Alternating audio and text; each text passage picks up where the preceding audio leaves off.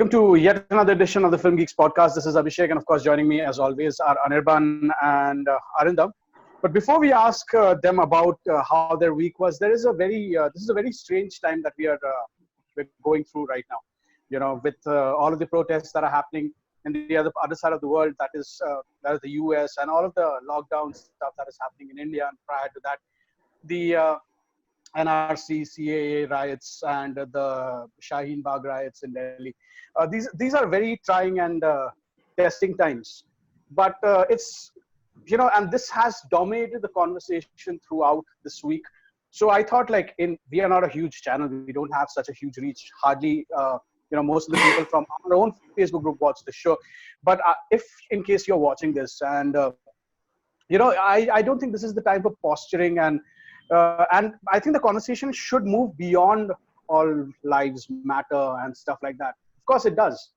Every life matters. However, it is very important that the voices that have already been so subjugated for all these years, your migrants, your laborers, your minorities, your LGBTQ, the women of this country, their voices should be heard. And apart from that, from a global scale, Black lives do matter. But in this context, apart from Black Lives Matter, migrant lives matter, labor lives matter, the women's lives matter, their rights matter, and LGBTQ, the minorities, all of their lives matter. So I would really request for all of that posturing to end on social media. And, of course, all lives matter, but please do not dilute the conversation. Keep the fight going. It is not going to stop at the end of this week or when something other news comes to the forefront. This fight has to go on. So that's just a small request from my end, because this has dominated conversations in our group, and we are mostly a films channel. We usually just speak about films, but this is something which is beyond that. This is something which is more important. And as someone who is very involved in political activism or interested in political activism and film and all sorts of art, it is something which I thought it was important to address right at the top. So keep up the good fight. Black Lives Matter, all of that good stuff. Keep fighting the good fight. How was your week, Arindam? Hectic. I had a lot going on at work. Other than that, been watching a lot of stuff. I think the lockdown's coming to an end.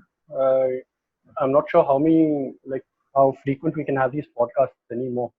So that's always a concern, at least towards me, because I know Aarya will get super busy once everything opens up. I'm not so sure, man. I mean, we have been told that we are not going back to office till at least August. So for me, it's work from home as till I don't know. For me, I think they're saying that it can be maybe end of July, but you never know over here. Other than that, I've just been watching the regular stuff. Interestingly, my wife always wanted to binge all the Harry Potter movies with me at one go. So that is what we did throughout this week. We watched all the movies, and the Harry Potter movies, I had very different thoughts when I watched it back then when it released, because I read the books before, like many of our fans growing up. Then I was just at the right age. The actors are literally the same age as me. So I read the first 4 books first, and then I think the movies came out. So I had a lot of expectations going in. This is why I really enjoyed the first 2 movies. After that, from the third movie, I really started to dislike it because it wasn't following the book. I was still of that mindset that, if they're adapting something, adapt the entire thing. Just don't leave it out. Of course, I didn't have the nuances, the knowledge to appreciate what was being done well in those movies. And the movies that I really liked back then, which I watched, are the ones that I rank the lowest right now. So Sorcerer's Stone, Chamber of Secrets, and maybe the first Deathly Hallows. I consider Deathly Hallows Part 1 to be a really good movie when it came out. So now I liked it as much, but of course there have been changes in my rankings. So, and you always kept shitting on me when I said Azkaban was the best movie. Azkaban is the I best still don't movie. But you see where I was coming from, right? It is well shot. Yeah, the movie, it doesn't really rely so much on the books. It just accentuates what's there. So I think Azkaban is the most beautiful looking movie out of the entire Harry Potter verse, and I think it's one I of the disagree with best. that because I also found out because after watching all these movies, I found Half-Blood Prince to be my favorite movie. I thought everything worked. For some reason, it's Yeah, but bashed, and also in terms of looking the most beautiful, I thought Lubezki actually shot Azkaban, but he didn't. no, he did Since not. it was Quaron, yeah. But the sixth movie is the only one which got nominated for cinematography. I think it's the only one in the series which got It looks so saturated, man. It looks so overtly six. saturated. Yeah, exactly. Yeah, the I one think with the I think saturation. the closest when I was reading the books, and especially when it came to I think Arindam and I, we started reading concurrently as the movies came out, and we started getting, we started reading from Goblet of Fire. I think that's when I think Goblet of Fire came out. That's when we started reading the Harry Potter books, and by then we were a little bit interested in film as well. I always thought someone like Guillermo del Toro would have been He was would have actually been touted to make one of the movies, and he convinced Quaron. right, because David Yates is the same. I feel the same way about David Yates as I feel about the guy who made who makes all of these movies, dude. Mission King's Impossible Speech movies. and the King's Speech, the guy, the director of Tom King's Hooper. Speech, Tom Hooper. Tom Hooper and Les Miserables and all of that. There is no style to it. There is no visual. It's supposed to be grounded in magic. Baz Luhrmann is just style. Like you see one frame and you know it's Baz Not Baz Luhrmann. Luhrmann. I'm talking about Les Miserables. I think Tom Hooper directed Les Miserables. Yeah. Tom So Hooper, he there, has his own set of problems because he doesn't know how to use, certain set of cameras. I'm not sure if you guys have watched Les Miserables. Have you? It's one I of the have. weird. It's one of the weirdest looking movies that you'll ever see. It doesn't matter. Yeah, it's just Dutch angles and close-ups and stuff which, like, there are actual scenes. Anirban, I don't know if you watched this, I have. where Hugh Jackman is singing, right, and Yeah. he is not the focus of that scene at all. The Yeah. camera is placed at somewhere completely different. It's a very weird looking movie. I don't really rate King's Speech as well. But we're I like diverting that from the movie. point. David Yates, I don't think understand. David Yates has made his career by making this movie. So these movies, in fact, he's made what, four now, 4 or 5. I think the last 4 years. I think so. I'm not really sure. He's made the last two, and he's made He the definitely made Half Blood Fantastic Prince as Beasts. well. Oh yeah, So and he made 5. Grindelwald movies. So he's made 5 films. So that's that. I'm not really a huge fan of the Harry Potter movies, man. I think they dilute the content so much, because the content, I can only wish that if I was 12 and started reading those books, probably my imagination would also be sparked, and it is such an imaginative world, and it's a mission mash of all of these mythologies and stuff I grew up reading, and the movies were frankly disappointing. So it's kind of like nostalgia for kids, right? When you have these kids who are reading it right now, but they want to watch the movie being translated into the screen, and that's what happened when these movies first came out. Some of them had already read it. Some of them got drawn into the books because of the movies. Then they realized that it was actually phenomenal writing, and once they got into it, then obviously you're going to have those comparisons, because a movie rarely ever compares to a book, because a book, Unless you're called Lord of the Rings. unless, well, even that is debatable in many circles. Again, it depends on perspective, man. It depends on totally on perspective upon who is doing the criticism, who is criticizing the medium. Whether it's somebody who is really in the books and really knows everything about the world. I mean, Okay, the depth in which people this is a go little off topic, but right above Abhishek's head, there's a Kelly Jones Batman penis, which is very distracting. That's not Kelly Jones, man. It looks like, at least the shadows. That's Asriel. Yeah, so That's Kelly Asriel Jones with is the artist, with right? his. No, that's not Kelly Jones. Oh, it is Kelly Jones. Yeah, it is Kelly Jones because the shadows are. It's a little distracting. Other than that, the movies that I've been watching, of course, you guys must have noticed there were almost 300. There's like hundreds of comments every day on a MasterChef post. So I had to see what the like all the noise was about, and I started. Hotstar has them from season 10, I guess. So I started watching them. It's something that you can watch while you're working because it doesn't really require your attention. But it's a lovely show, man.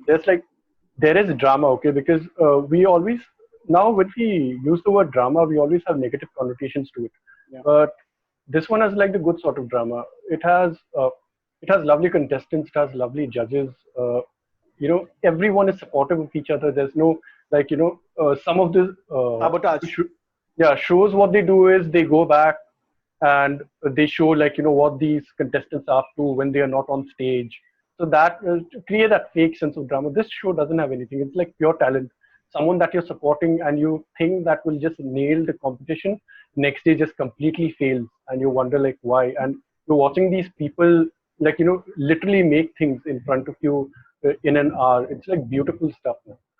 So MasterChef, it has about 20 something or 30 something episodes per season. They clock in at about 30 to 40 minutes per episode. So this is something that I really like. I'm going to continue watching them. I think if you talk about reality shows, then it's kind of like America makes the shittiest reality shows. I mean, I like watching reality TV shows, not the shitty kinds, but I do like watching. Like one of my favorite, the first one that I got hooked onto was Survivor, and that was like the shit. Of course, even that was manufactured to a large growing extent, up, but we hated Survivor, but guess the show which Arindam and I we actually used to watch apart from Rockstar NXS every Saturday. Amazing Race. Contender, man. Contender was amazing. Contender Asia. But The Apprentice, okay, I'll admit, man, that was the first season is like you knew. Apprentice is insanely good.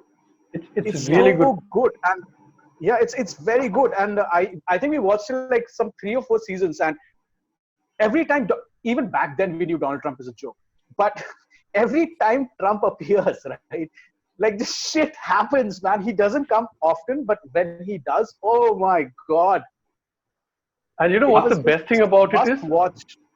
Yeah, the best thing is that he stole the entire punchline, man, from Vince McMahon. And Vince McMahon didn't really mind. Like, You're Fired is not, it's associated with Trump now, but he's not the one who came up with it. He literally stole it from Vince McMahon. It's the weirdest thing that has happened. First season, I still like, if you want to watch some shitty TV, this is like peak shitty TV. Greg Burnett. There's worst shows out there. Of course but this is well-made shitty TV that you can watch, not cringe, This is like actual stuff that... No, but then if it is so much cringe, sometimes you're like, I have to watch this because it's so cringy as fuck. Omarosa was working in the White House at one point. Jerry Springer show, right? Jerry Springer show. It's like one of these shittiest shows. But we never had that in India, right? We never had Jerry Springer in India. No, I'm not talking about in the past. No, retro stuff. I'm talking about what you can watch. Cable. Right. We watched it in cable. And just imagine, the first time I heard about Omarosa was she was a contestant in the first season or the second season of... she was a contender in the first or the second season of The Apprentice. And she ended up working for Trump in the White House. So that's bizarre. And it was really...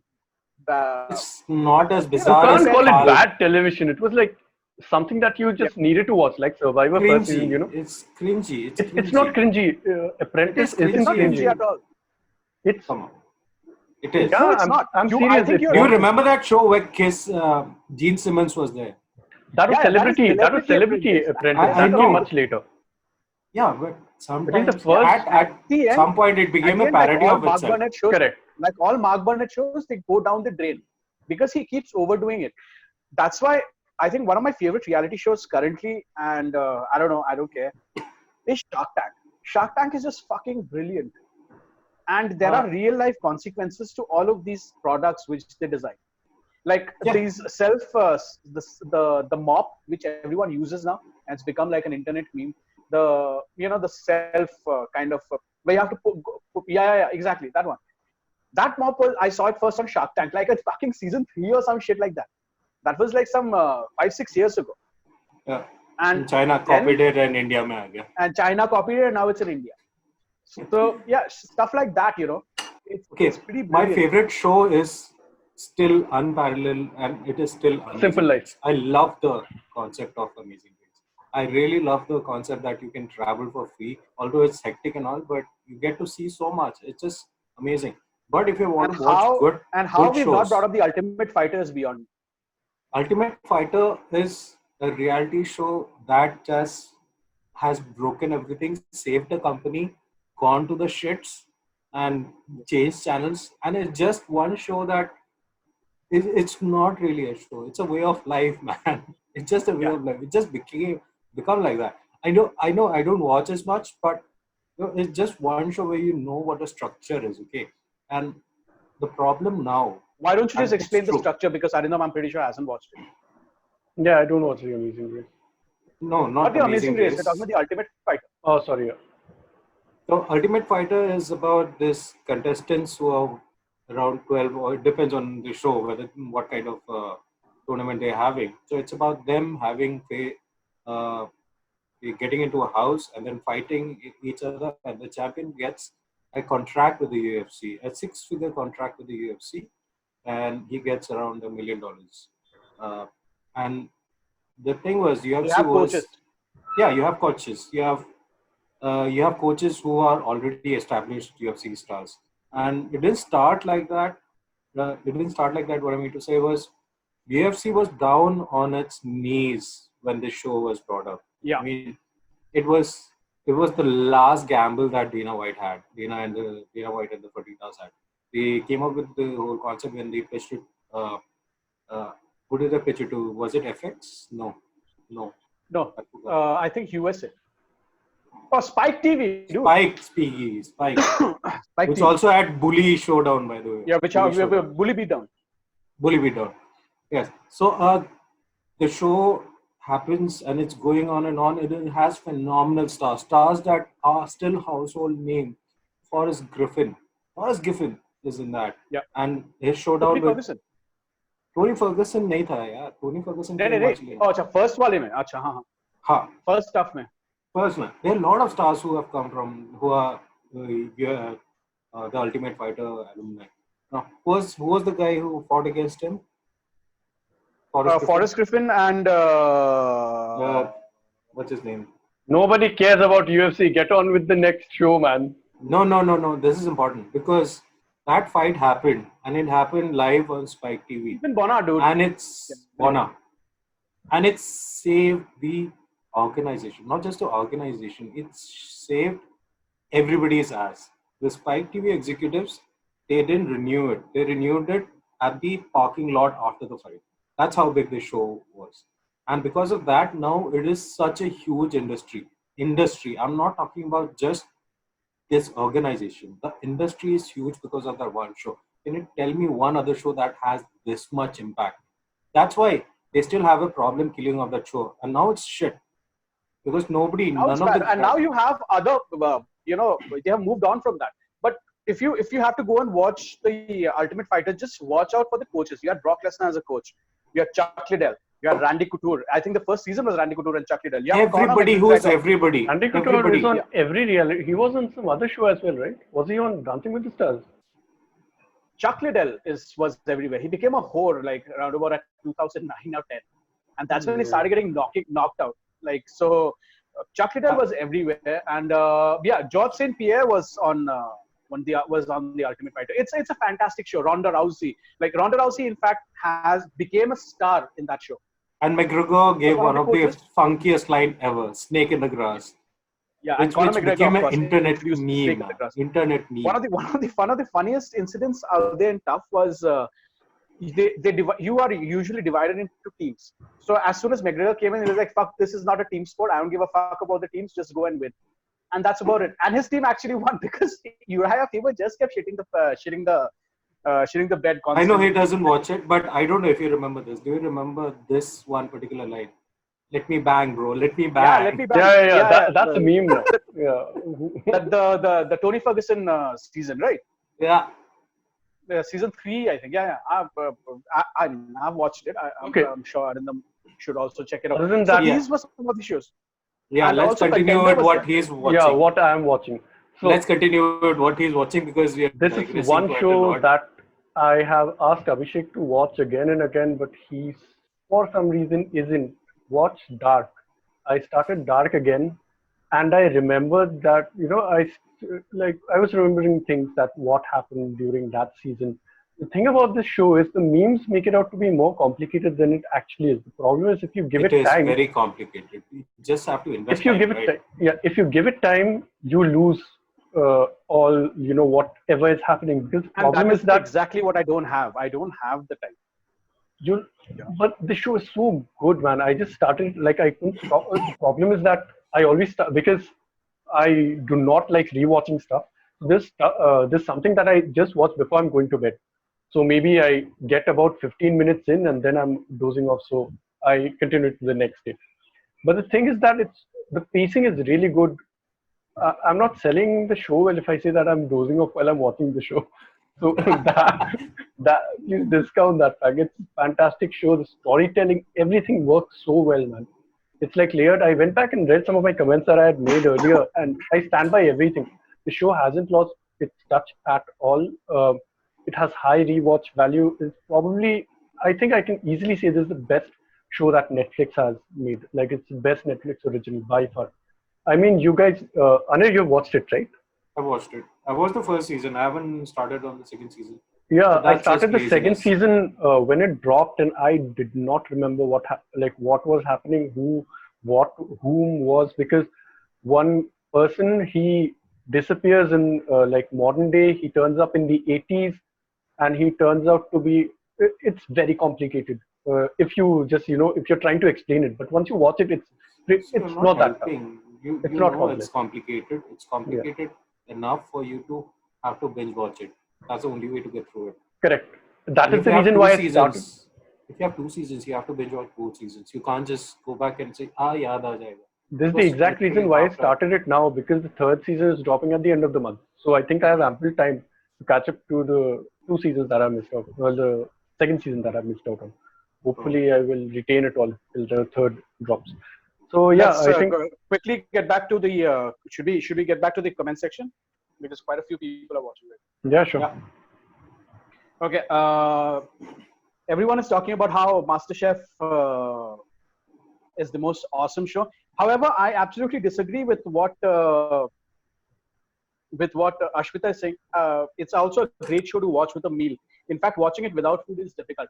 The thing is, when I was in Delhi, I used to watch MasterChef Australia as I was having dinner. And my dinner, and that time I was just learning to cook. So my dinner was just mashed potatoes and fucking rice and, really badly made chicken. And I was like, what the, like, it's the worst show you can watch when you're having a meal because every time, no matter what you eat, unless and until you're eating a fucking four That course gourmet depends meal, on the type of cook you are also. Because if you're a shitty cook, obviously it'll not. this It's was not the this was like greatest. fucking 8 years ago. This was 8 years ago. So I'm Yeah, saying but I like agree. even now, if even if you can make like a really great Oh meal, but man. you want to have that presentation and all of that, right? Yeah, So man. I can't like pretend that I'm having that food while I'm having my food, no matter how good I made it, because it's just not the same, man. They're talking about something like, "Oh, this is sweet, mine," and mine is not, That is one it's of the savory. worst Australian accents that I've ever heard, Anush. I know. That We was don't want to get embarrassing. that. I'm not an what is accent this? guy, man. Come on. I can't even do I was What like, is this crocodile crop. Dundee from Dunya though. channel? Though the only accent I can do is like a very shitty Assamese accent, which is totally based on stereotypes, which is like Tisar, Sikan, and all that. But other than that, Chanting the my mantra. Anyway, so uh, Anshuman says, "What a bait and switch! Lure us into a sense of comfort with MasterChef, and then start praising The Apprentice." I think the OG talk shows that came to India were Oprah and Phil Donahue. Yeah, but I think I we watched started watching. Oprah like crazy, man. I Yeah, watched we watched Oprah a lot. Oprah, but I think our show was fucking Jay Leno and Jon Stewart. Those two were like, I mean, which Jay it's. Leno I was think something that I watched like every day after school because it aired right after The Simpsons. yeah, yeah, And I remember some of the trailers because we didn't get trailers on TV in for India. Hollywood movies back then.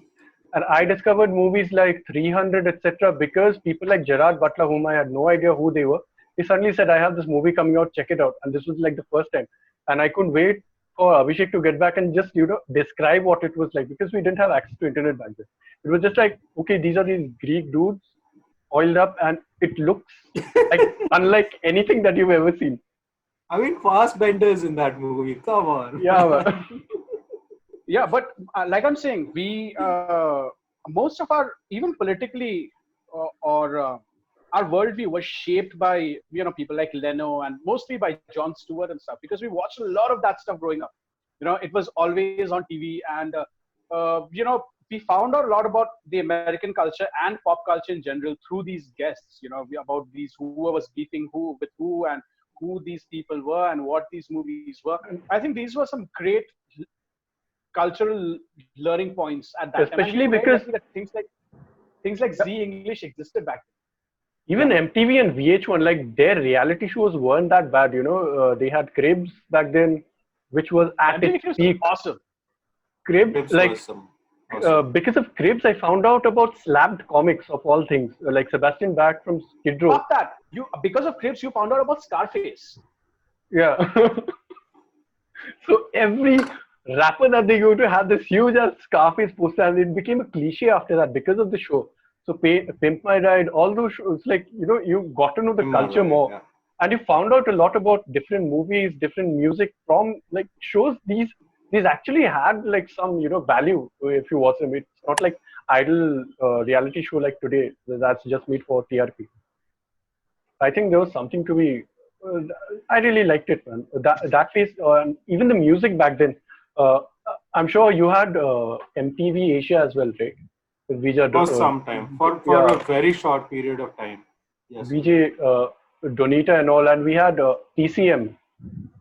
Right, that was the French TCM. music channel. Yeah. I didn't have ACM. I don't know where I was. when you MCM, guys had that. MCM was the MCM. first channel where I saw Meshuggah for the first time. Like Yeah, these are like weird. mouth bleeding what you've bled, mouth licking what you've bled, and I was like, what the fuck is this band? And this was back when like '99 and stuff like that. And it was like really cool. And yeah, MTV Asia was like really great. But every Saturday morning they did something weird, because Saturday morning, right at around about 10 o'clock, that was MTV Classic, and after that you had Headbangers Ball, and then you went on to watch WWE Raw or whatever. But before 9 o'clock, if you tuned in, you had this very conservative fucking Muslim music playing. Like where they had these village people come and like, yeah, traditional Muslim music from Indonesia. And they used to like dominate that shit, dude, from like fucking for 4 hours, 6 hours, they should just keep playing. And especially during Eid, MTV Asia was just that. Was there I'm not even sure music. these were legally acquired by the cable things that we have, right? Because Arirang and all, I remember these. We used to get some Korean channels, which literally played. There were no subs. They just played Korean shit all day. So that's why I'm not sure if they were actually legally acquired. I think it was Like, later. Network Pakra Dikha Diya type of deal that they were having back then. Arirang came out when I was in boarding school, so no access to TV. I literally had no idea what people were talking about when they said Arirang. I just thought it was some funky name and some funky name for some Sure, channel. many. It was local. I remember many people back in school like that. This was the first exposure to Korean content, stuff like Arirang. Even though they didn't have subs, many people back then, they watched it. Like they got the gist then of when it. I went to college, I mean, when I was in college, and I think Arindam, you were in high school back then, is when we started getting the DVDs, and that's when we started watching stuff like that. Which The brings me whole thing to is my recommendation. economics. The whole thing is about economics. I'm sorry, I cut you there. Yeah, The go on. whole thing is about what happened in Manipur. All of this has come from Manipur. You've got to understand what happened in Manipur for you to make sense how Korea actually entered India in such a big way. What happened was that Manipuris went and said, we don't want Hindi, we don't want Bengali as a script, because they had Bengali as their script, official script. So they went ahead, they burned the library. They said, we are banning Hindi completely in our state. The result of that was no Hindi movies allowed in the theaters. So these guys still have theaters to run. So what did they do? They bought in this DVDs of whatever they could get their hands on, all the way sourced it from Mao or someplace, which is which is the border, Manipur and Nagaland and China, and you get all this stuff, and you got these DVDs of movies that were very fluffy, and my classic romance or My Sassy Girl. My Sassy Girl and classic Different man. movie hai, chutiye. Doesn't matter. I mean, My it's been a while. To be fair, that can be a movie. If you search for it, I'm sure that might turn out to be a movie. I'm right? almost sure there is. Right. And you have Sex is Zero or something. Right. Movies like that came out and they made such a big headway that this spread across like wildfire in the rest of the Northeast. Northeast, yeah, because I remember I was in school in class 9, I think, when Sex is Zero just like broke out like wildfire. That and American Pie, they were out during the same year. And so, like, if you watch it, it's a shitty movie. Right? It's a funny, sex man. movie. It's funny, American but it is Pie shitty came movie. out when I was in class 10, dude. You would have been younger. Yeah, I think then 6 or 7, I think. Yeah. So that brings me to this because I love Korean cinema. Even though I initially, when my first Korean film I watched was Sex is Zero, which I fucking hated. And then I watched Old Boy. And obviously, my life kind of changed. This movie, the only movie I watched apart from Candyman, I think, this week was The Good, the Bad, and the Weird. I rewatched it for the first time in a decade. And it is easily my top 5 action movies of all time. And it's a fucking amazing Western also. But I think it is one of the greatest action movies made in the past decade. Easily. You guys, I mean, there is no way I'm doing it justice if I explain the plot to you. But basically, it's a homage. It's not a ripoff, but it's a homage to The Good, the Bad, and the Ugly. Done in amazing martial arts style. And they don't rely on the Western genre as a gimmick. Tropes, yeah. What they do is they infuse it with a lot of Korean and Asian sensibilities. And they are doing Leone just like, they're not aping Leone. They're just adding on to what they've learned from Leone. Like Leone did from when he watched Kurosawa and stuff like that. He was not ripping it off. He was just doing his version of it. Inspiration. And this is an amazing movie. And I think people in the comment section, I think Anshuman is there, who is also, I know, a huge fan of Sergio Leone and Good, the Bad, and the Ugly. I think people like that should definitely check out Good, the Bad, and the Weird. Unfortunately, it's not streaming anywhere legally, but you can find it online and just go for it. It's one a of the fantastic best movie. The first shot alone it just blows your mind. That constant long take through the corridors of the train, and there's a train shootout, and one of the coolest protagonists ever. I mean, all of the 3 guys, Song Kang Ho and the other 2 guys, Byung Hun Lee, and the other person, I think. Yeah, they just ooze cool. They're just so charismatic. It just blows my mind. Like, it's such a fantastic movie. Someone also mentioned that it was quite similar to Mad Max Fury Road, and that is exactly what I had in mind when I watched Mad Max Fury Road, because there are some scenes that you can say that George Miller must have definitely seen and thought of infusing it in his movie, because some of the action set I pieces. only said that day on the group. Some of the action set pieces are directly taken like from this movie. And one of the best things that I liked, I have just watched it once. It was back with Abhishek itself, like back then. The interpretation of gold at the end of the movie, that is just beautiful, man. You're ruining it for everyone, but yeah. I know. Should have said gold, should have said treasure, but yeah. Okay. That it's one movie that you should definitely go out of your way to find out and watch. There is a chase sequence, like if Mad Max Fury Road, that entire chase sequence through the desert with Furiosa and the War Boys, I think that blew your mind. Think that there is a gang of Manchurian bandits on horses who are chasing this guy who is on a kind of a bike, and chasing these 2 parties are the Japanese army with cannons and machine guns. It is a steampunk movie, right? You can call it a steampunk movie. I think it's heavily inspired by steampunk imagery. Enough of that to call enough of that. It's just fantastic. I think if you like action movies and if you like westerns and if you like good cinema, I think you should definitely check this out. This is the standards at which you should hold most big budget action movies. And the best part is, it was made, the budget, and I just learned this, was just $10 million US. That's it. And everything is practical. It's just fantastic. Because the CGI is horrible. Koreans, for some reason, even the host didn't really have good use of CG. I think that's why they heavily rely on Into the Busan was practical stuff. fucking amazing with CG. I mean, Into Busan, no, it looks very fake. Last time I watched, no, the movie that you should actually talk about when you talk about great CG is actually Parasite. You don't realize it. It's that good. yeah, the Most of best that kind of house, Actually, most of the house is CG. Most of that place, most of this places that they have shot it in, this doesn't look like that at all. All of the imagery that's constructed in that movie is actually CG. So it's how brilliant, like when it doesn't take away from the movie at all, when it's just part of the movie, you don't even realize it's that good. So I'll say that they are not behind at all. I mean, if you look at Snowpiercer was also, I thought, pretty great in terms of it CG. has American producers on board. Yeah, it does. But I saw this one it's made in behind the America, scene dude. once. Snowpiercer, it gets a Maybe. yeah. That's true, It's made but in the America. way that it was being made is very interesting. So I'd read about this. No, I'd watched this video once where they were talking. It about how isn't Lionsgate, by the way. It's the Weinstein Company. They Yeah, brought it it, is and Weinstein. then they lost the rights to Lionsgate when it came to distributing because of the scandal happening. I think this is a good segue for Anil to talk about what he watched because I'll get left behind otherwise because Abhishek hates my fucking and guts also for some that he reason. watched Snowpiercer.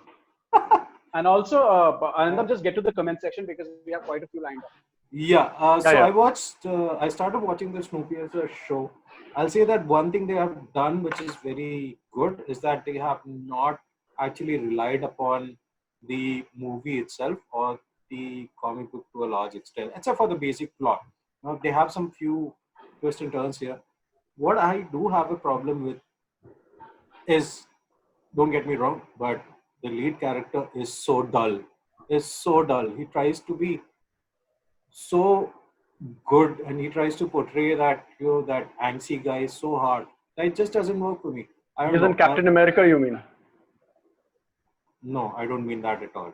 I know that's why I started with don't get me wrong. No, it's just not.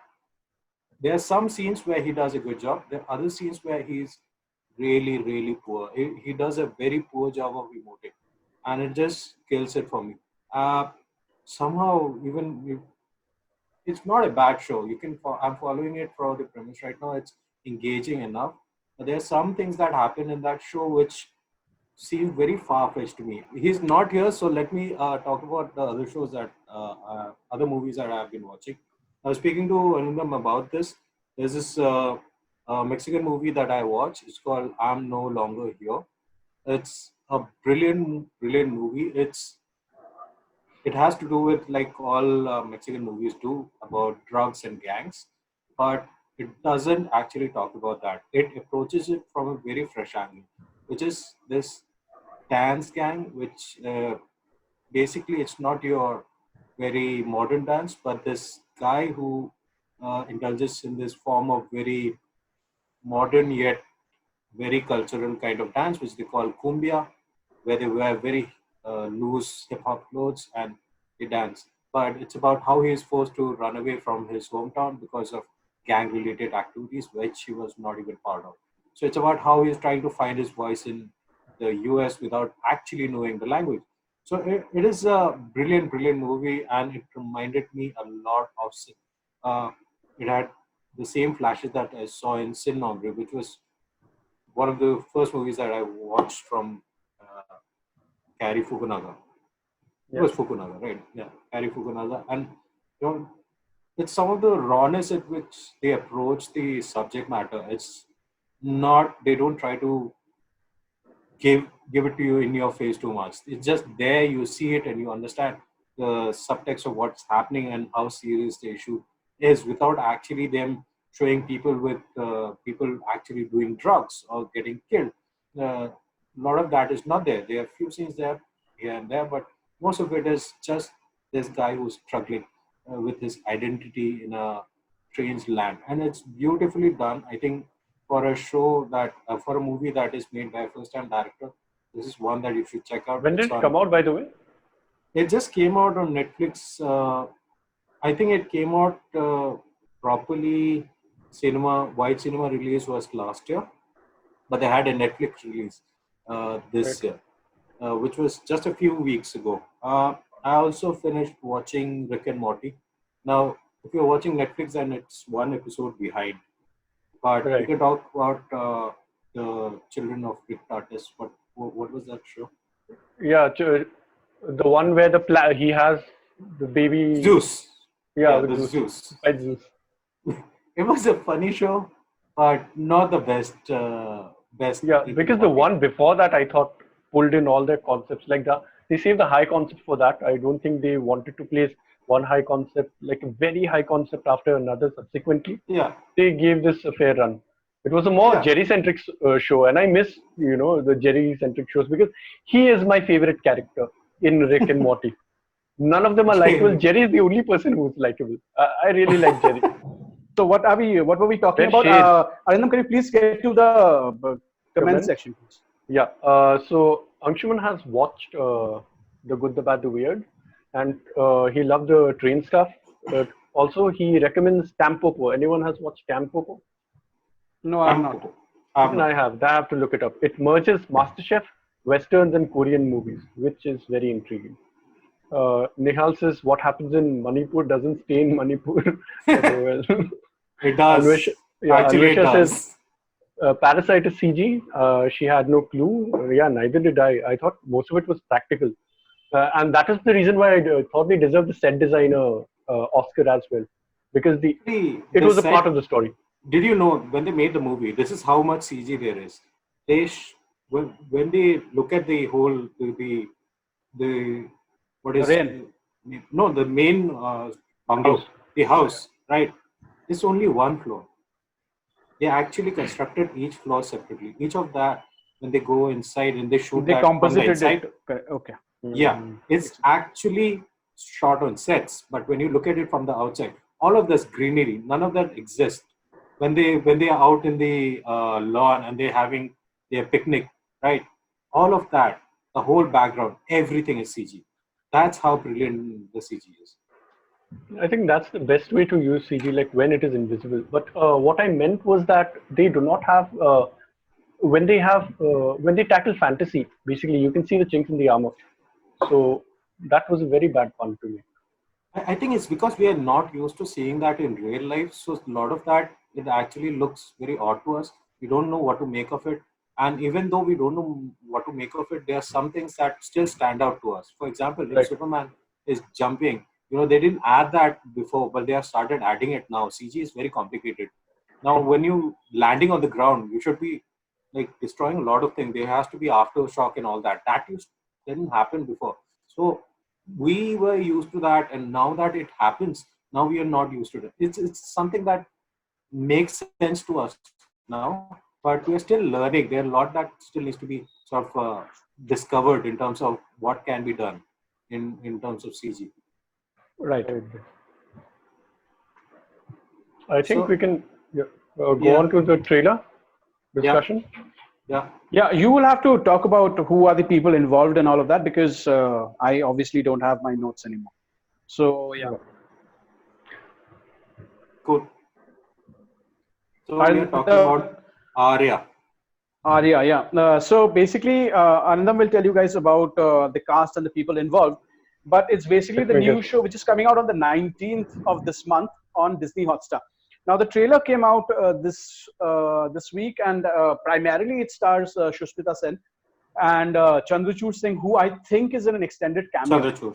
It's made very clear in the trailer itself that Chandrachud Singh is not there for an extended period because apparently he dies.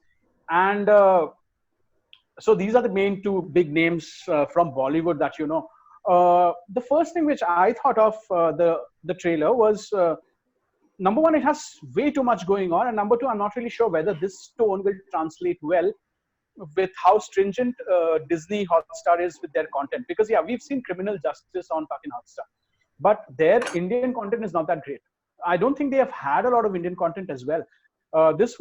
If it was Prime, it would have been like one of the must-watch shows of the year because Prime is a little bit more. More hard-hitting and more harder. They go harder than I think Disney or Hotstar will allow because probably if it was Prime, it would not have been made in the first place. That's how I would put it. Okay. I just So you didn't looked like this that up. much only. Could not get past it. I just looked up, which gives me a little confidence about the show. The thing is that it's a remake of a Dutch show called Penosa. It had 5 episodes and was 45 minutes long each. So, because it is an adaptation, maybe it will be good. It will follow the source material, which warranted a remake in the first place. So, this gives me a little more confidence going into it. It is directed by Ram Madhvani. So, he was the director for Nirja. Ninja was a pretty good movie, I would say. It's a good. Jesus Christ, what is wrong with this Madhvani fellow? Why does he keep hiring like bad actors in all of his movies? Like he hired this extremely overrated performance. What's her name? Anand Kapoor's daughter. Sonam Kapoor. So bad. I mean, I But did not as a like movie, Ninja I at all. thought it was shot pretty well. The No, pacing it's was, shot pretty well and all of that. But pacing was at right. the end of the day, you're naming a movie after your lead character, dude. And if your lead character is horrible, or not horrible, I mean, not as great as you make it out to be, like the entire media is kissing her ass. Fuck that shit. And Susmita Sen has never been a great actress. She has tried, and at least she was, self-aware enough to just quit. But you know who it has? Take care of her Chandrachud Singh, who is Chandrachud amazing. Singh. The return. Chandrachud Singh is fucking amazing. I'm loving all the stars from the 90s returning. Chandrachud Singh, I think it was early 2000s or late 90s. Him, Rahul Late Roy 90s. Rahul Roy will also be featured in an upcoming web show. So I'm like all in We for that. spoke about this just before we started recording. Was that I'm going to watch Junoon today just because I want to, and because it's proper watching. It's good to watch such movies once in a while. Even the thing about Junoon Rahul Roy is such a bad cat actor. people for me. So yeah. You're a cat people.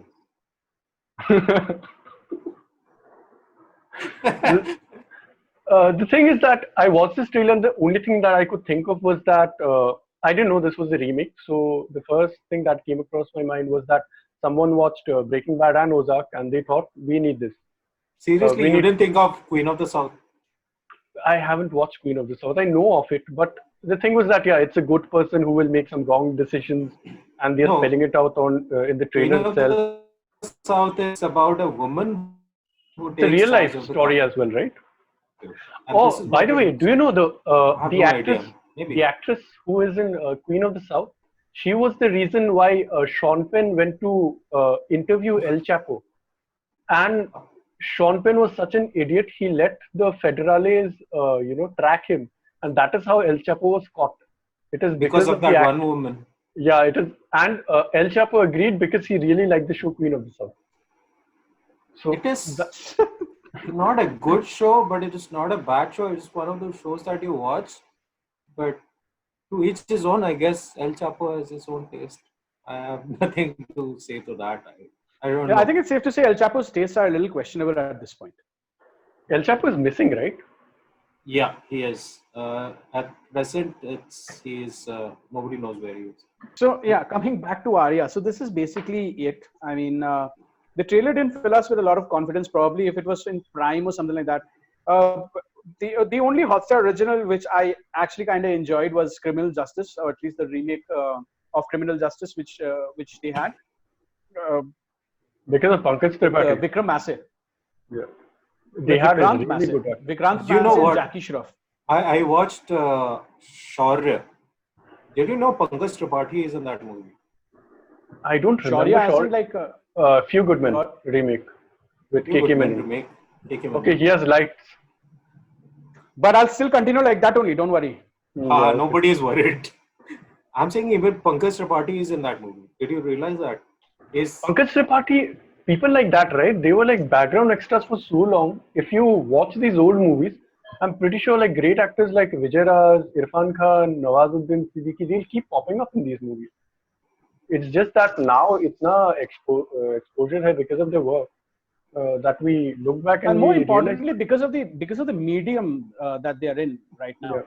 I mean, People are more the internet. accepting of these, let's say, different type of movies. That So people let's were ask the comment not- section. Are you guys excited for Aarya? What do you guys make of Chandrachud Singh? And does he need to be in every film? Just like, is he the Indian Ben Affleck? Does he need to be in every film? Bro, before you Because do if this is the first time you're joining in, there has to be a Ben Affleck appreciation Every day. Okay, tangent two in every things. Every day. podcast. Two things. Firstly, Chandrachud never went away. He just He's went frozen away. again. So yeah, so this is Ben Affleck. Names of all black-owned properties and businesses in the LA area which you can support. So please, if you are in the US, Devesh, if you're watching, please go and support. Okay, first of all, Chandrachud just went to Punjab and he did a lot of regional cinema. He is a big name in Punjabi This is cinema. like finding out Chunky Pandey is like the Amitabh Bachchan of In Bangladesh. Bangladesh.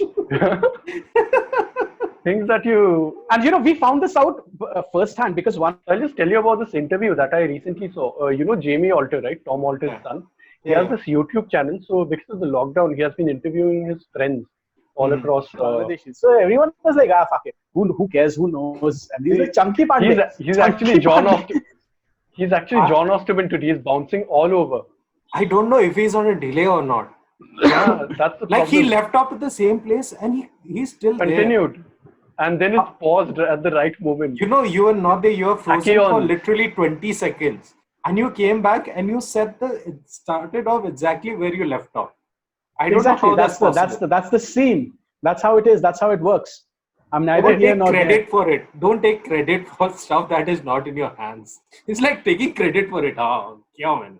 So I'm sure you'll need to Google this name. His name is Anant Mahadevan. So Jamie. Anant Mahadevan. I know this guy. Yeah, He was the one. He was also in Shanti, if I'm not wrong. He used to. Correct. He's an old He's guy. also the director of Himesh Reshammiya's last movie.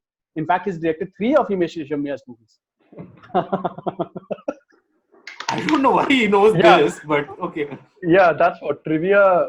Itna mujhko bhi nahi pata tha. So Jamie Alter, he had this interview with Anant Mahadevan. I'll post the link on the Google. It's really fascinating to watch. It's about a 10-15 minute interview. The second part will be posted something later on. So he has a book out called The Life of a Primetime Star or something like that. It talks about the history of Indian TV, like the last 34 years. So it starts off with DD and the stuff that he was seeing, that the filmmakers who were involved, like where Indian TV content took a nosedive. So he goes into that. I really love that interview. So just the talent who were attached, it's exactly the Netflix kind of a model. They had a limited set in mind. They were adapting something from way back when, and they had modernized it for the context because they said that we did not want to be that regressive then. So imagine like 34 years ago, they had everything in mind. So, and he also mentions this very interesting stuff that if you watch any show right now on TV, if you remove the logos, they'll be interchangeable. You won't be able to say that this comes from there. And back then, they had actually established the look of each show, how each show is supposed to look. They had everything in mind. This is something that I see coming back in some of the shows, in Prime, etc. But Netflix, for example, all the Indian content, it looks the same. Did you realize? Even Yes. Anurag, even Kashyap's new movie, it has that. I thought it was a movie by Motwani. Can we go into Choke directly? Yeah, and the next movie which we'll be talking about is Choked, of course, and this is the official review. But before we go into Choked, Arindam, why don't you just go into the comment section and figure it out? Yeah, let me. Nihal says that he likes the fact that Chandrachud is making a comeback. I thought he'd be in the scene after Marches. I was wrong. Even me too. Marches was like the biggest movie which came out back then.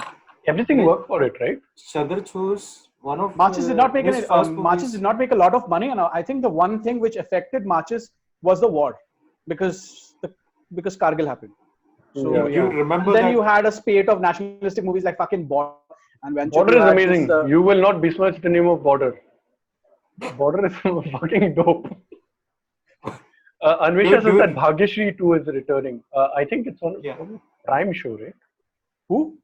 Bhagyashri, Maine Pyar Kiya. I think she's the one, right? अरे this guy, क्या है यार उसका नाम? मेरे नाम मर्द को दर्द नहीं होता, उसका मम्मी है वो. Oh, Yeah. Or see, TIL. Arindam was 2 years old. Wait, You did not know this, Arindam?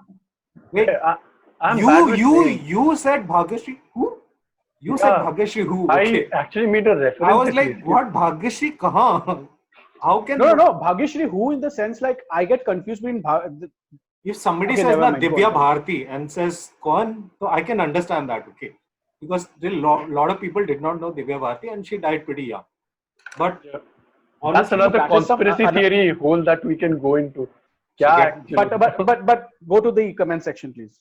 Yeah, that's it. Those were the two latest comments that we had. We can go to joke now. let's go choke. Let's choke this up. Okay, so Choked is, of course, directed and co-produced by Anurag Kashyap, and it's written by this person called Nihit Bhave. I think it's one of his first works because I have not seen or anything by him or seen him writing any other films before this. The film stars Sayami Kher and Roshan Mathew, with Amruta Subhash and Rajshri Deshpande appearing in supporting roles, the Rolodex of Netflix, of course. It's set in the background of the 2016 Indian demonetization, and it tells the story of this bank cashier who starts getting money as her toilet starts clogging and unclogging Kitchen. by itself at night. So that's basically what the plot is. The trailer was kind of fascinating, though it gave a little bit away. So if you haven't watched the trailer, please don't go ahead and watch the trailer. Just go directly and watch the film. Let's start with Anirban. Anirban, your thoughts on Choked. We'll try to keep it very spoiler free. Yeah. Your initial thoughts. So this is the first one where we kind of get to see. I don't know if we have gotten to see his other label production house, which is now called Good Bad Films. And Yeah, that's the first, right? Out of This is Yeah. the the first. table. Yeah, and that kind of describes the movie in general. It's not bad, but it's not good either. It's like one of those movies where you're constantly scratching your head whether you should like this movie or not, because some of the work, some of the things there that are there are indeed something that you will like. But it's not like a typical Anurag Kashyap, which involves a lot of in a lot of ways, because a lot of people who expect to see the same kind of violence and ugliness of society that he likes to portray, it's not there. It's kind of like a black satire in some ways. At the same time, it tries to its hardest not to make political statements. It tries its hardest, even though it's set at a backdrop of demonetization. It doesn't try to be very critical of that. It just tells you what the situation, ground realities was for a lot of those people. It tells a story. But most of all, it's not about demonetization at all. It's about this couple and the problems they're having. All of what happens around them is very secondary to that. And in that sense, I think they got that down right very properly, because you see The balance was there. Yeah. yes, the problems that a middle class family with a married couple has, newly married couple, let's just say newly married couple in this case, married for a few years, the kind of problems that they have and they go through in trying to manage the expenses of the household, and the problems they have which deals with marital concerns, all of this is very nicely explored, I would say. The problems it has is that it doesn't know how to go, where it wants to go. There's some places where I genuinely didn't understand why they had that shot in the first place. It just didn't make sense. It's like somebody went and said, ठीक है इसको बना देते हैं, लेकिन कैसे structure करना ज़्यादा दिमाग नहीं लगाते हैं. Let's just make it, finish it, because we have a deadline and we have to deliver it to Netflix on this date. And somehow it looks very rushed because of that. I mean, the ending, it could have been a lot better. I genuinely thought that the ending, of course, it deviates a lot from Anurag Kashyap in that way. Okay, I'm not going to give you the spoiler. It deviates from a lot of Anurag Kashyap movies in that sense.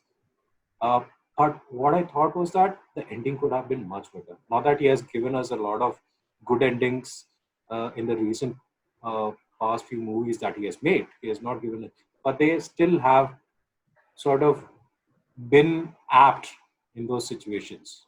You can't take away from that fact that a lot of movies that he has made, the situation is the endings that he has in those movies, they're still apt.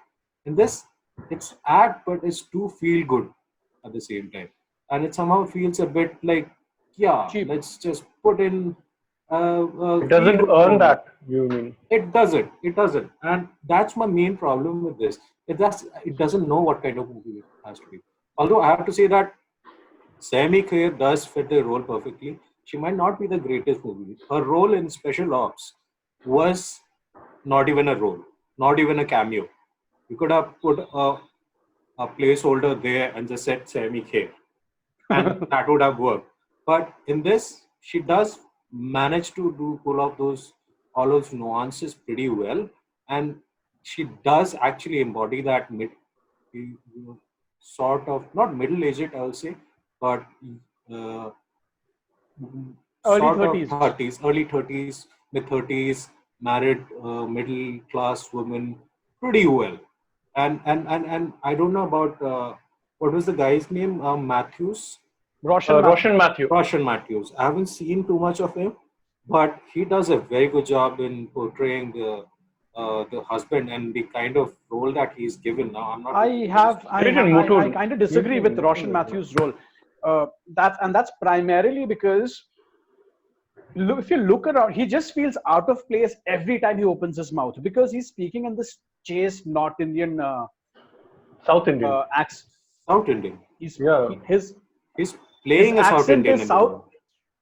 No, he's playing South. His accent is that of a Northerny. Okay, and there you're surrounded by, and he's not someone who is from North India as established, right? His surname is some Pillai. Okay, and every time he opens his mouth, it sounds like someone from the north, someone from Delhi. So that his accent just took out all of that performance because he's supposed to be this irritating slacker, okay, this fucking loser, and you feel that. Okay, there is a scene where he wants better food, and he has these entitled demands and all of that. However, every time he opens his mouth, he's like he speaks properly. It just completely takes you out of the scene. I don't know if I'm articulating it well enough, but I don't think he was very good in this movie. In fact, all of the performances, barring Amrita Subhash. What's it? Amrita Subhash. Amrita Subhash. I think all of the performances were kind of average only. Sammy K is fine, and I don't think this movie is really that good. Yeah, I honestly don't think so. It's just fine because it doesn't know what it wants to be. It doesn't want to be a satire. Does it want to be a family movie, or does it want to be not a family movie, a slice of life film, or does it want to be a comedy or a thriller? Because or a comment on society. It starts off. See, because the only time this movie is really interesting is when they are playing on the dynamics of the couple, and it's really good. I mean, the couple have this weird chemistry going on, and it makes sense. You can watch that. But when it tries to make this entire, this dialogue about demonetization and its impact on the people and how people are suffering, it's there, and then it's completely forgotten the next moment. I can tell you why this might be happening because after I saw the movie, I was watching the Film Companion interview with the cast and crew. So Anurag Kashyap, remember that? Okay, I won't go into spoilers. So he wanted to make a huge scene, like a character piece during that moment where they say the demonetization has happened, and she comes back to find out that the house hasn't been cleaned. So during that scene in the script, she had that entire dialogue where she even referenced Indira Gandhi and etc. etc. So this was in the script.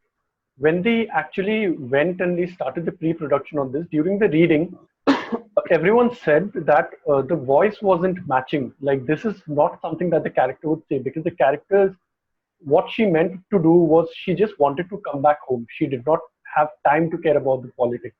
And this was just Anurag Kashyap putting his thoughts, like his own thoughts. That was his voice and rather than the character's voice. I think this is where the mismatch took place. They did some rewrites then, which messed with the entire pacing of the movie because it is marketed as a political satire. I really liked the movie. Other than that, I thought one of the main reasons that it subverted my expectations. I went in expecting a Kashyap movie. I thought this was more of a Motwania movie. This is the reason why. The lead performances could have been better with better actors. Also, the problem is that there was such strong supporting actors. The guy who plays Pillai Reddy, he's like so sleazy, like very sleazy. Definite is also there in the movie. Yeah, Definite is also there. So actors like this, they had little tiny roles, but in their space, they were eating up whatever was being handled by the lead actors. So that is one issue that there was there. There were also some plot holes, right? Like it wasn't exactly clear what she was doing with her money. Why did she need to carry it to a bank? Maybe she was whitewashing it. Exactly. Yes. No, I don't It understand wasn't. that part myself because I it was I got already. If it I was got what she 500 was wala doing. purana notes, Hmm. it could have made sense. Ki, theek hai, I can understand. But because it was new, again, spoiler here, but I didn't understand that part. Why did she have to take it to the bank in the first place? I just didn't make sense. Maybe she was whitewashing it. I got the intent behind it, but in the movie they do not make it clear why she was doing what she was doing. So I They think don't. that was the problem. Because Anurag Kashyap, the biggest problem with Anurag Kashyap since Gangs of Wasseypur is he is editing his own shit. They talked about it. So I saw this interview where Semi So K talks the about that problem day. is Anurag Kashyap needs an editor. He is a fantastic filmmaker, but Yeah. his head is so far up his own ass that he can't say anything beyond that. Yeah. The इसका Semi हर K एक actually movie talk about it suffers from that this only. he edits faster than he shoots them, which I thought was a very problematic statement in itself. Right? I, Editing is half the work, man. I think editing is half the work, more than half the work. Yeah. I And think that was somebody, the problem yeah, because there were many things that did not make sense, but I went along with it. I quite enjoyed the ride. The reason why it is called Choke, there were like layers to the story. Something Yeah. was definitely And there. coming back to the Edit, story of the choke. Okay. Hmm. What is up with his new obsession with fucking surrealistic he always was into this. he Even was, but from look, okay, he did that in fucking. I think the best one, and it's probably one of the most pretentious movies that I've ever watched, no was smoking. No Smoking, and it was a completely surrealistic take. Okay, and this movie it just doesn't fit in with the tone, man. Like कुछ भी हो रहा है वहाँ पे. Which is true, Okay, which and is kind of true. it's कुछ it's भी हो it's रहा है. just there. मेरे को कलर डालने का मूवी में I want to show the contrast आई समझ में आ रहा है भाई you want to show drab colours which shows how dreary this woman's life is and you want to show the colorful life which she left behind. I get that, but is that necessary? That entire scene where her hand gets stuck in the dream sequence, was that necessary? If you take that out, make the movie like say it shortens the movie by a good 15 to 20 minutes and you have a very nice I compact think it would film. be tighter. Yeah, Stretches, it isn't tight. yeah, it That's the problem. stretches on for on and on and on and on. And There is here's an the elongated chase scene in between, Yeah. which Do you has no remember payoff. that? Do you remember that movie? I don't know if you've seen it. There's this Tamil और एक movie बात that समझा, came out. explain this to me. Reddy उसके पांचवे माले में रहता था ना, on the fifth floor. Reddy nahi, Reddy No, nahi. that is That was not the Reddy. government. Yeah, the Raj The something else. government Not Radhi. PA to the politician. हाँ तो Yeah, he's ending में one तो of the बोलता है कि Reddy sir the PA he stays Reddy on sir top. nahi, Raghavan sir. Raghavan. Oh अच्छा, my bad. Okay. Yeah. Do you remember? Does any of you remember that movie called Toilet that came out? I think a few years ago. So it's about this couple, a very low income couple with this one guy, the guy who works in a movie film editing department or something. I'm not sure what I remember. The wife is a housewife. They've been staying in a house, and the landlord says that you have to vacate this house because we want to give it to somebody else. Now they have to find a new house, and the struggles it depicts. Now that was a very surrealistic depiction, and all the movie is about this family searching for this new house where they can get a good house at a reasonable price.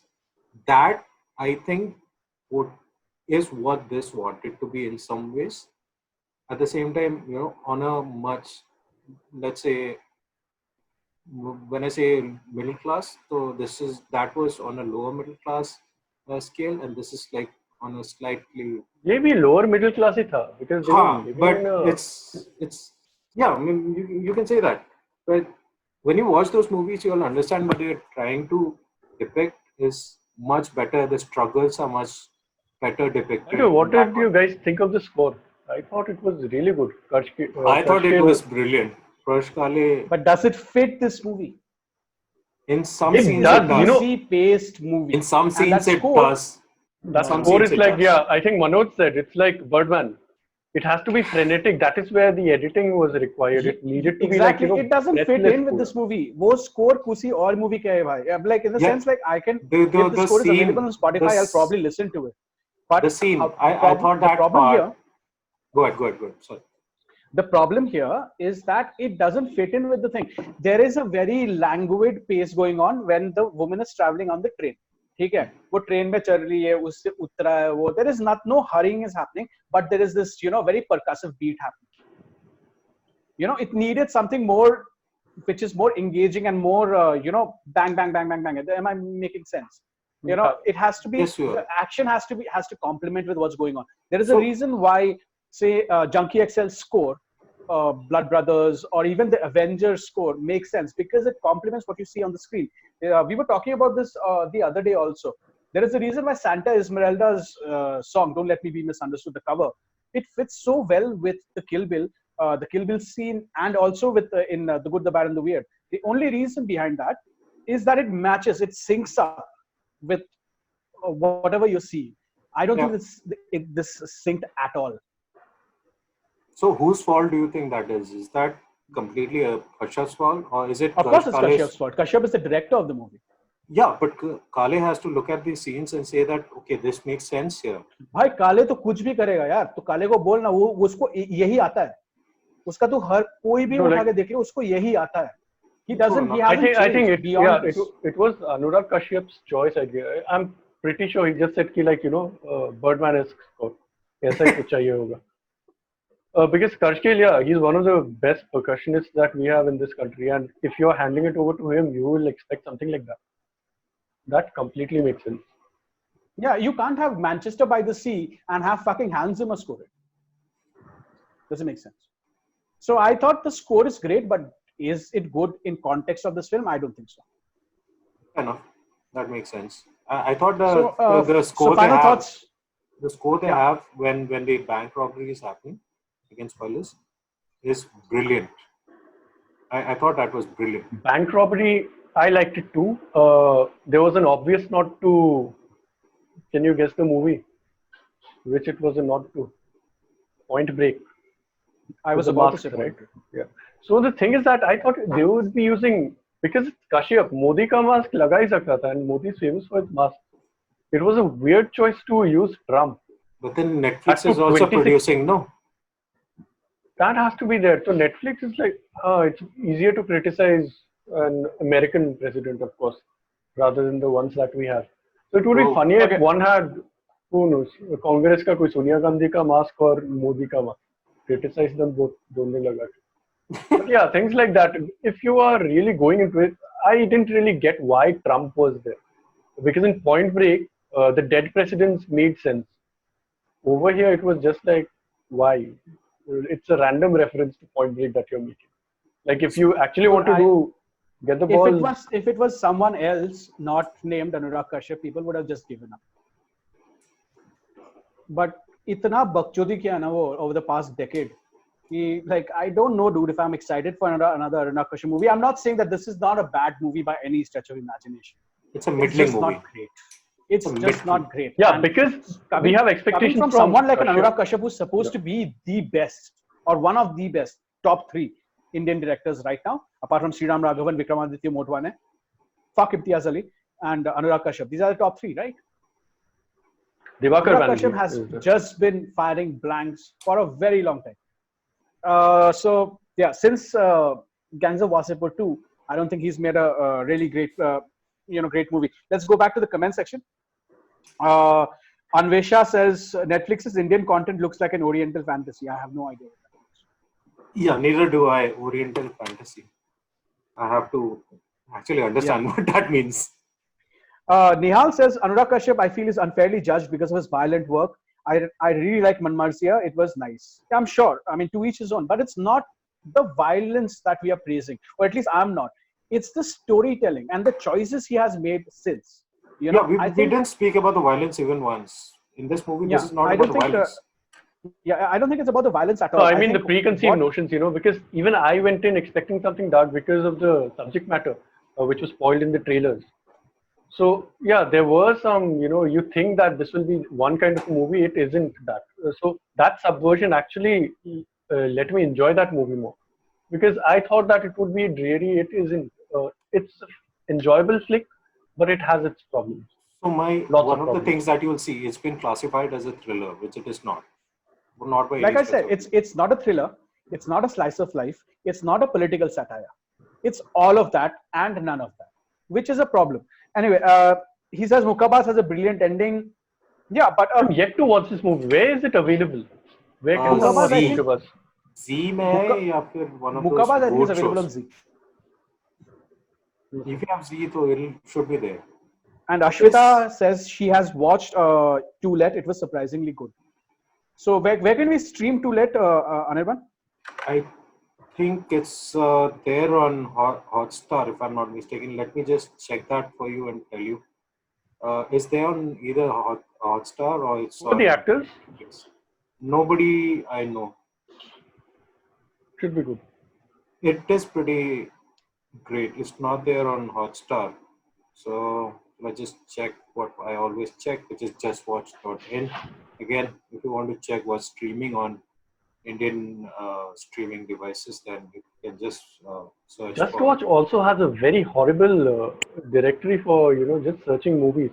Oh yeah, Very yeah. famous ones Don't go don't turn to up. justwatch.com. Just go to justwatch.in. It's on Prime. This is the mistake that I've been making. I go to .com and Don't it go to has horrible Yeah. justwatch.com. indexing. No, Anyway, just go to so justwatch.in. it's available on Prime, is it? So Mukabas is Yeah. available on Prime. Anvisha replies actually, like real time, because we don't live in a free state anymore. It's easier to criticize Trump safer. See, True. that Absolutely is true. true, but people have been criticizing Modi also. So yeah, No, but in this movie, I think he could have gone there because they literally mention him by his name. Like that would be on the nose, of course. He's literally But they stealing. also go ahead and neutralize that by saying, I don't care. It's not about Modi. It could have been anybody else. You're not the prime minister. If you want to go and behave like him, then Trump go. on that scene does not make sense at all. Someone pointed out it might have been Churchill. I didn't see that, but if it's Churchill, it also okay. It goes with the theme. But Trump just but didn't make sense. Out of place. movie to it's based on see if you have to take bal ka khal ukharna hai, तो we can do that. It's not a very right extremely left wing movie also where they are bashing on the capitalistic interests of this But they country. do with the songs. It's very well done. The one of the funniest lines that I've seen in recent times in Bollywood history, like Bollywood movies at least, is when the Punjabi guy he gets the new note and he says that does this have a nano chip? So like it's Yeah. subtle, okay. It's very well done. That nursery rhyme in the end credits is amazing. That Feku Feku song. So, it's peppered in really well. I thought the balance was right. Like I think Anir he mentioned it. That Right. the So, political stuff and was the done last very well. comment for now is Ashwita saying, "Has anyone watched any good non-Hindi movies lately?" We have a few recommendations, but if we can go to the I recommendations can tell you one, we talk okay. about And after you we might talk laugh about at Chintu this. Ka Wait, birthday. wait, So wait. let's get to No, Chintu Ka no. birthday, and probably after that we can talk about some non-good, No, some no. good This one non-Hindi is kind movies. of a joke. This one is kind of a joke, which is why I want to get it out of the way. Okay. I was Son Chidiya, and I think it should be Yeah, included so in this list. definitely Because I include. fucking did not understand क्या बोल रहे थे. It was I watched it definitely in not Hindi. theaters. Sonchiriya you would Subtitles need. tha. I was very happy अरे because मेरे में what they नहीं say था. isn't Hindi. नहीं It isn't यार. Hindi. And Sonchiri is one of the finest westerns that you will see come out of India. It's a beautiful movie. This is something that you can watch. I think it's on Prime, right? No, it's not on Sonchiriya, Prime. Is it on Prime? Sonchiriya was on Prime. I think on Prime. I think Achha, that's why I it's watched it definitely on available for Z5. legal I watched it on streaming. Z5. That's my mistake. My mistake. But I can't be bothered to Anyway, watch it. so let's get to Chintu Ka birthday. Chintu Ka Birthday. Arindam, can you please do the honors? Sure. Chintu Ka Birthday is maybe the first and the final movie from the AIB stable house. These guys disbanded, but this is, I don't know how, it's lightning in a bottle. Uh, this movie is by the production house First Draft. It's made by brothers, let me see the name, Devanshu Kumar, no, by friends, Devanshu Kumar and Satyanshu Singh. they were college mates of Tanmay Bhatt. So the four, Tanmay Bhatt, Rohan Joshi, Ashish Shekhya, and Khamba, the four Ashish AIB. Shakya Saikia नहीं है वो Shakya bola. I said Saikya. Saikia बोला अच्छा anyway. Okay. They're the four members of AIB, and they produced this beautiful movie. Since Ashwita has been asking for a non-Hindi recommendation, this technically classifies as one because half of the movie is in Iraqi. You need subs for it. It's available for streaming on Z5. This movie is about, it's based in the year 2004, during the peak of the American-Iraq war. So this Vinay Pathak, he takes his family from Bihar to Iraq, and he basically sells mineral water purifiers. Kentaro. It's not Kentaro. He sells. Okay, something. Yeah. Okay, pure. हाँ तो RO system ही है ना. He is basically Hema ठीक Malini. है, let's call it Kentaro. So the year before that, he has two children, an elder daughter, and the youngest son, Chintu. He's going to celebrate his birthday. He's very excited to go to school, but then the bombs drop, and school is cancelled. And then they find out that the baker, his sister went to bring some cake for him, and the bakery was bombed as well, and the baker was dead. So this is very, mentioned very nonchalantly, like this keeps on happening. People keep dying here. Yeah, and the characters take it so nonchalantly that even you as a viewer are forced to take it very nonchalantly. Yeah, it's like, and something beautiful about this movie is that it's shot in, it's just the entire movie takes place in a small room, and maybe the tertiary rooms that's around the house, but mainly takes place in the hall. So what happens over there is one father played by Vinay Pathak, him trying to give the best that he can to celebrate his son's birthday.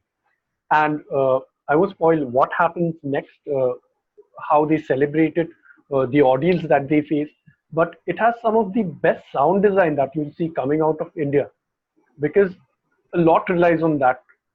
They have to sell the fact that there is a war going outside those four walls. And that is done very, very well in this movie. Vinay, every character in this movie is well written. It's so endearing. It's like watching, I had mentioned yesterday, it's like watching cinema paradiso for the first time. You'll get those feels. It's like soul-stirring performances from the kids, from the adults, everyone involved. It's just beautiful cinema. Yeah, absolutely agree. And I don't know, man, if Tiletoma Shomya, who plays the lead character in this, if she can do a bad movie. She's just one of the best actresses that we have in the country, period. She's so good.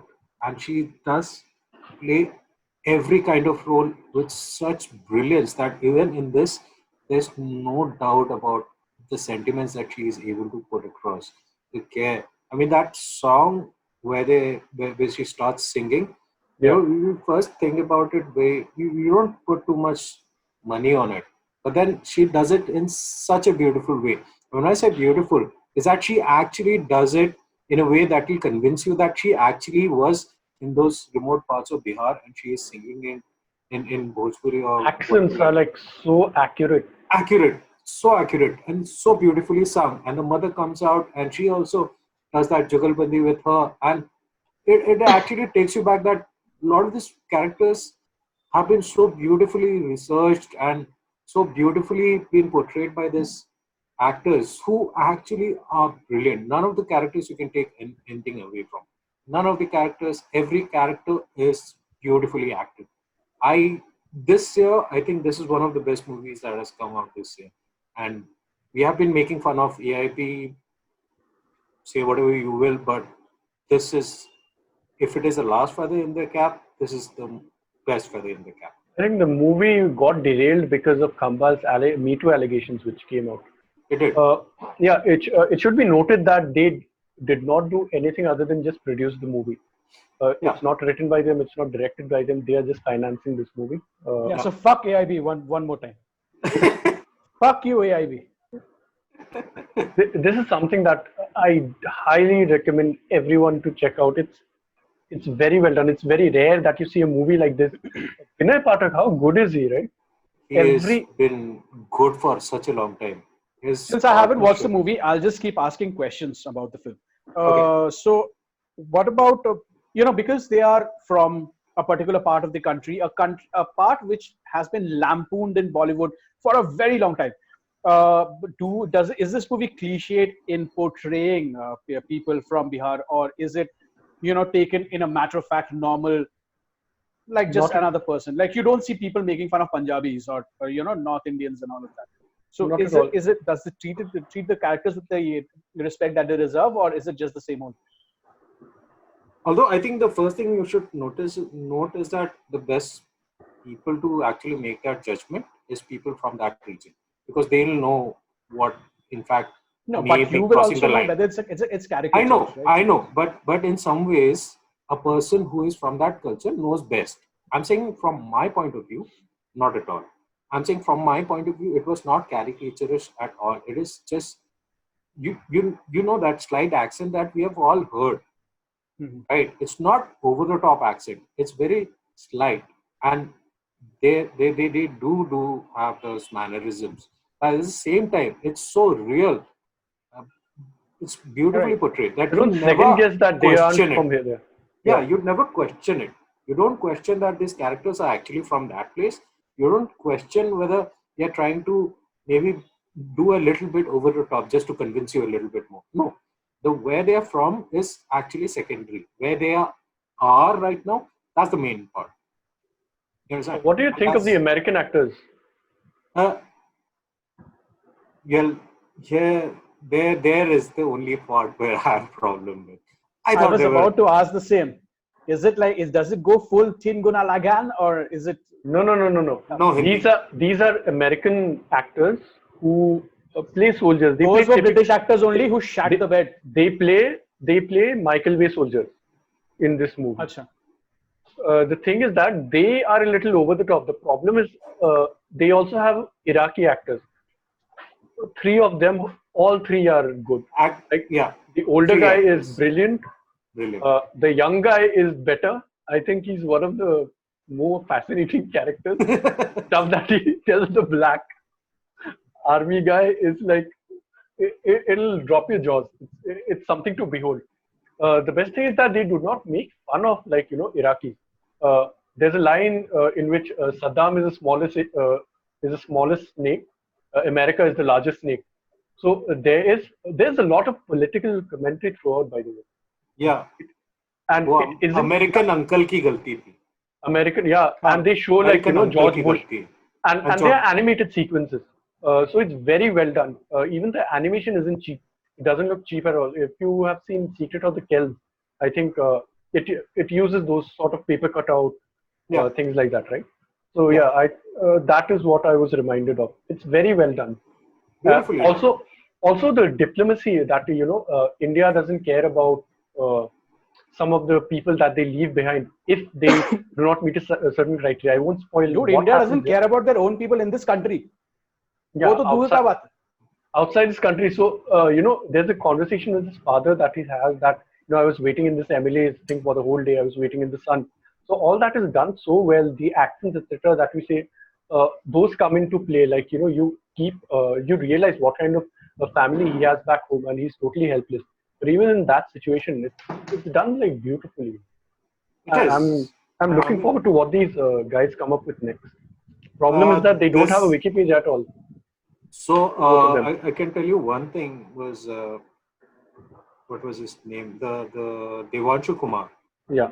He was a screenplay writer for Udan. No wonder. Yeah. So yeah, I'm seeing his IMDb. It's like there are 3 movies in his filmography. Uran is the first, Yeah. Puppet is the second, and Chintu Ka Birthday is the third. So this So- guy has some major talent. Abhishek, offline, I'm not sure, but we are talking about Devanshu Kumar. And No, this I guy, am. he started I'm out. online. I'm online. Okay. So you heard everything, right? So, Yeah. So Devanshu Kumar, he was a screenplay writer for Udan, which actually is a pretty brilliant movie in itself. And Yeah. does some of the That's same Motwan is things that- debut, right? That Yeah. was his first movie. Yeah. But how brilliant are Vinay Pathak and Tilotoma Shumi. I mean, you can't just They sell the movie like best this actors. entire movie is in that room, but you never feel that the performances draw you in. It Yeah, doesn't over. you don't feel So this is a very claustrophobic. interesting. This is a very interesting comment which we can segue on and build on. Nihal says, "I've heard Chintu Ka Birthday is like Jojo Rabbit." Is that a fair comparison? No, not at all. No, I not don't at think. all. Like I said, it mainly depends on the field. So the movies that I've referenced, I think, come closest to it. Cinema Paradiso is one of them. La Vita e Bella. La Vita e Bella is something that you can really think that it has that father that you just love, but isn't irritating. Roberto Benigni may come across as irritating to some people. Yeah, I don't But like that movie for exactly Roberto Benigni. Yeah, but Vinay Pathak is endearing, man. It's like one very fascinating thing that I noticed is that Choked, watching it right after Choked, is that Choked has two sets of, the worst parents imaginable. Yeah. That kid, and this movie, I liked it maybe more because these are like the ideal parents. There's a part in this movie वो in which, बच्चा बड़ा होके रमन राघव बना है. Basically, that's what. something like that. So not to that extent. I won't go that far. Okay, but at the same he'll become time, like a bluff master kind of guy. So चूतिया बनेगा basically. चूतिया बनेगा. In Chintu Ka Birthday, it's done so well. There's a part in which the elder daughter, she talks back to the grandmother, and then his father just chides her that you shouldn't talk to your elders like this. And then the mother comes in like it's her mother whom she's criticized. She said no, sometimes they do need to. So it's parenting done well. बुढ़िया को dose देना जरूरी होता है कभी कभी. That's the exact line. Anvesha says, I really like this movie called Gangor. It's a crossover movie. Tilottama Shom stuns in that too. I haven't watched that. I'll probably check it out. And Nihal continues saying that, yeah, Udan was Motwani's debut. He missed it in watching it in theaters because he had to watch Inception twice, of course. I have nothing to say to that. Bong. Now it's the Hans Zimmer button. Although there's one movie from Tilottama Shumi that I wanted to watch for some time. Shomi नहीं है बे, Shom है, Shom. Bengali है वो. होगा. चलो, Shom. ठीक है. Tilottama Shom or Tilottama Ross. If you French, then she'd be Shome. Shome. Anyway, so this woman has this. I've changed it to woman. This actress, fantastic actress, has this movie that I wanted to watch for some time, which is called Sir. I can't find it anywhere. So with Nasiruddin Shakir? No. That's really old. This one was released last year or last to last. Right. Rohina Gera. I heard of it. Directed by I think some OTT has bought it. Most probably Prime. I think we'll be watching it in a few months maybe. Which is great news because I really wanted to watch this movie. The whole trailer is very... It's a trailer that you should watch. Rohina Gera's Abhishek. Right. So I think that does it for this episode. Do we want to close out with a couple of with one recommendation from each of us? I think from you have a few recommendations, right? I'll just name one movie, and it is a sign of the times, and I was very surprised and shocked that people in the group hadn't seen it. In case you haven't watched it, please go watch Do the Right Thing, 1989 Spike. It is the best movie. Not just which are reflective of this time, but of all time. If you have a young person in the house, please make that person watch that movie as well. I watched this movie when I was also, in my late teens or whatever, and it's one of those movies which will shape your outlook towards life. It is not preachy. It just talks about one fateful evening in afternoon, very hot afternoon, in a mixed cultural neighborhood. In a very warm summer's evening. So it's fantastic. It has amazing cast starring Spike Lee himself. Samuel Jackson is also there. Yeah, he's the radio jockey. He's the radio jockey. Samuel L. Jackson is there. It's just fantastic. John Turturro is fucking fantastic in this movie. Go out of your way. Giancarlo Esposito, man, he's also there in this movie.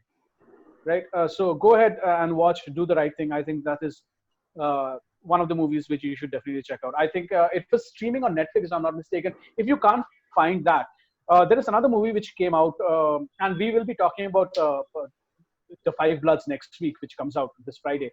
But the movie which you should definitely watch before you go to watch the new Spike Lee movie, which is coming out this Friday on Netflix, is is Black Klansman, starring Adam Driver and Son of Denzel. Denzel Washington's son. It's just fantastic. John By the Washington. way, I have no words. He's John It's Washington. just one of my favorite movies of the past couple of years. I mean, it came out a couple of years ago and it was my favorite movie, one of my favorite movies of that year. It is just brilliant. You know why do I'm you scared remember for the Chirac Spike- that came out? Chirac. yeah. Spike I Lee think that movies, was the pretty thing is good. that it works in I threes. liked it. The Huh, third it movie is a classic.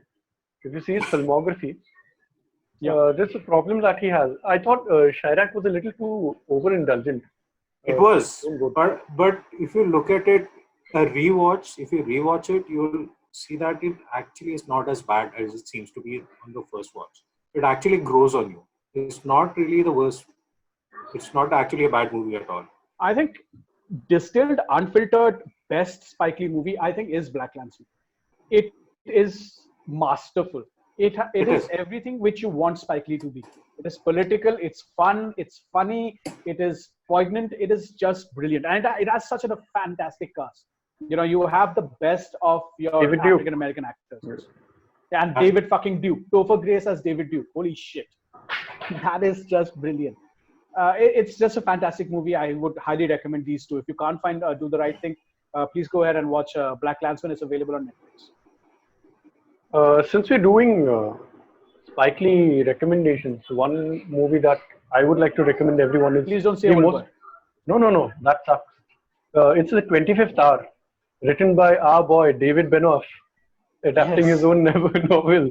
But it's a really good movie about 9/11, right? That's what the movie was. It's about 25th Hour is about this guy who has to go to jail, and Right. it's him reliving it's him going through his last day. Last day, and it's got some of the most intense scenes ever. Like it's very intense. Dialogues. Some of The one with very the intense. mirror. One more movie that I would like to, implore everyone to watch is Spike Lee's Malcolm X. Yeah, That movie Denzel is like Washington at his best, peak powerful Washington. as fuck. This is just like peak Spike Lee, like we're talking about. He does it in threes again. If you see his movies, it's like Jungle Love. Then suddenly he does, Do the Right Thing. So these movies are something that speak to. He knows what he's doing. He's in his element in these movies. That is why the Five Blood, the trailer isn't really appealing, but because of when it is releasing, right? Like it's politically charged. Because it's of just the right time. political- Relevant. Just the It right becomes time. relevant. Yeah.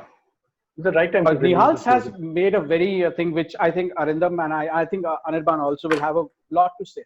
What should I watch first? Do the Right Thing or Boys in the Hood? Okay, I'll say this. I'll look at it this way.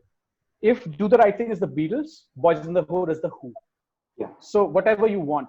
Fair. Boys in the Hood is Fair made by analogy. one of my top 5 or top 6 directors of all time. That's John Singleton. John Singleton. Absolutely love the man. It is it's just fantastic. I think you will not go wrong with Boys. Do the Right Thing thoda heavy ho sakta hai. So go with Boys in the Hood.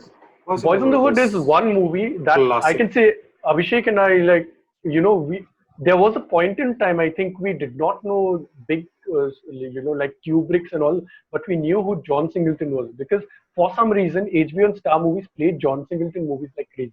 We just absolutely loved him, and we watched a lot of John Singleton movies back then. Yeah, I think we watched all of it. Literally every single John Singleton movie we watched. And John Singleton was also, unfortunately he's no more. But I would have loved to watch Black Panther directed by John. Yeah, it would make sense mean- if it was coming to. John Singleton also made a Fast and the Furious movie, by the way. I think he did 2 Fast and Furious. Yeah, he did. Yeah, those weren't his better days, but still.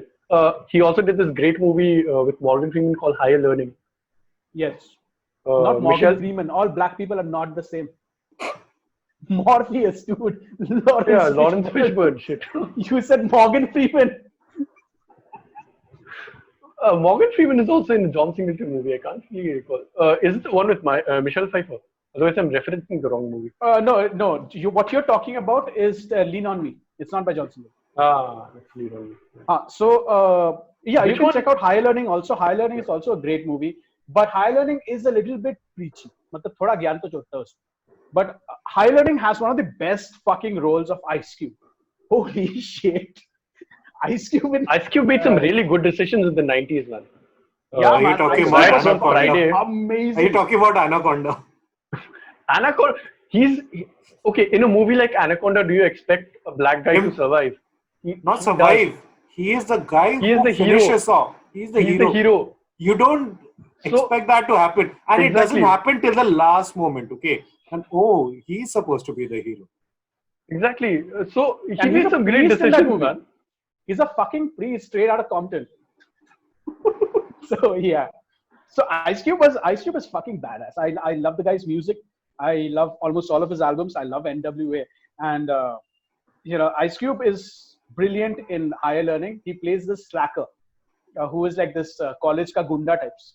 And he basically starts off a Black Panther group in the college.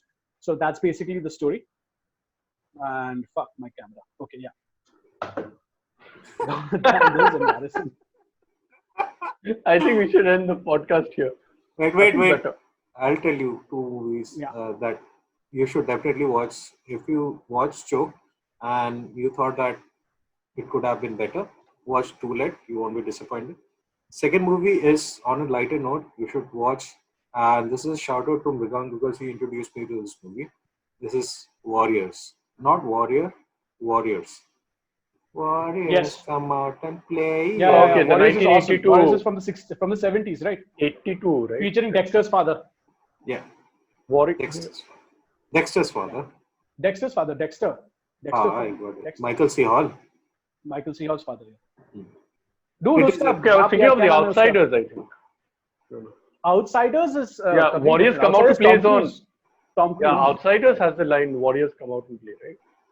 No, it was Warriors. It is very classic. It's got this 3 bottles clinking. Warriors come out and play, which has been parodied quite a lot, made into memes and all. But this is a movie that you should definitely watch because it sort of will highlight some of the same things. It's but on a lighter note.